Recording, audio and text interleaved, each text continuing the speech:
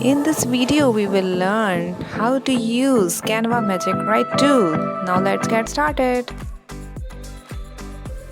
Go to Canva and click on Try out Magic Write everywhere. Here is the dock screen appear and I'm clicking Magic Write and we have to type over there is social media post design ideas, whatever you want to write. So click this and oh great, there are here 5 social media post design ideas. That's an amazing thing.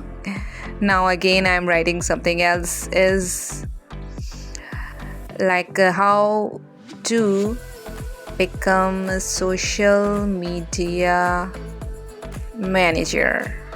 Yes, it's a question. So in searching, it takes time.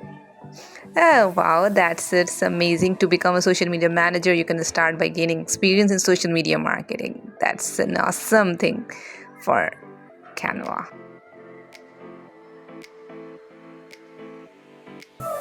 Please subscribe my channel for more videos. Thank you.